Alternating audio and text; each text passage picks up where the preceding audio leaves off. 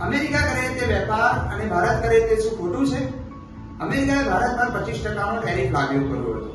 સાથે વધારાના 25% ટેરિફનો ટેક્સ લાગુ કરીને ભારત પર 50% ટેરિફનો બોમ્બ ફોડ્યો છે.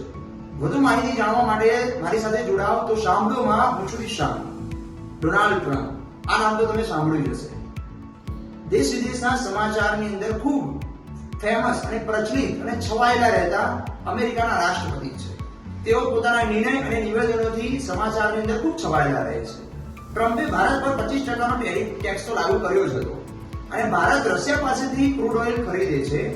તે વાત અમેરિકાને વાત આ પચતી નથી.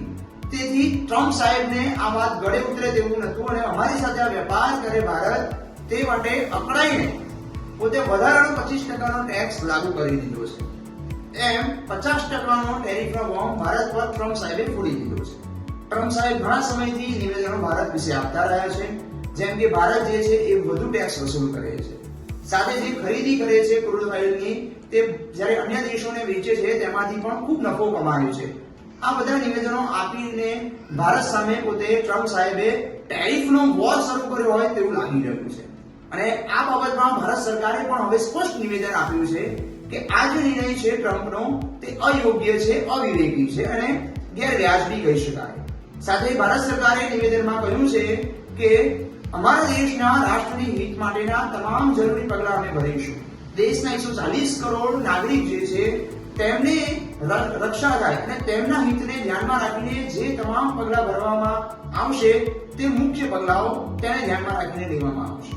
તો ભારત સરકારના આ નિવેદન પછી ટ્રમ્પ સાહેબને પણ એવું લાગ્યું હશે કે ये नया भारत है, ये झुकेगा नहीं અને તેને દબાવવાનો પ્રયત્ન પણ ન કરવો જોઈએ તેવું તેમને જરૂરથી લાગ્યું હશે.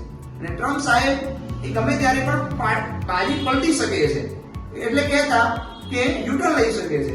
કારણ એટલું જ છે કે ચીનની ઉપર પણ અમેરિકાએ 145%નો ટેરિફનો ટેક્સ લાગુ કર્યો હતો.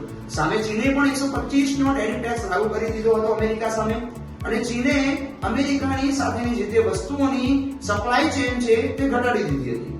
આ બાબતે ધ્યાનમાં રાખીને અસર સીધી જણાતા ટ્રમ્પ સાહેબે પોતે ટેરિફ ઘટાડીને 30% કરી દીધો અને પોતે તરત જ ચીન તરફનો યુટર્ન લઈ લીધો હતો.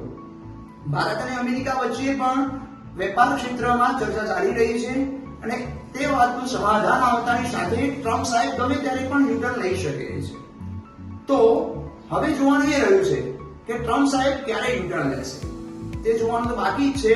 પણ અગાઉ હું તમને જણાવી દઉં કે ડાઈ સાસરે ન જાય અને ગાડીને શીખા પણ આપે તેવી કઈક ઘટના ટ્રમ્પ સાહેબ સાથે પણ બની છે.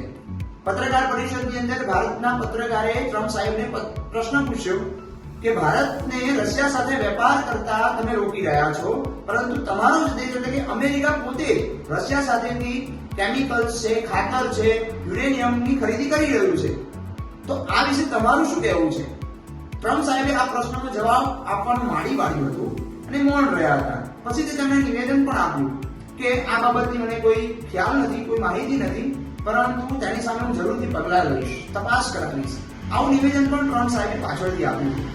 તો આ ટેરિફ બોમ્બથી ભારત અને અમેરિકા વચ્ચેના સંબંધો પર શું અસર થશે તે મને તમે કોમેન્ટમાં જરૂર જણાવજો. અને વધુ સમાચાર માટે મારી ચેનલ નેશન ગુજરાતને ફોલો કરજો.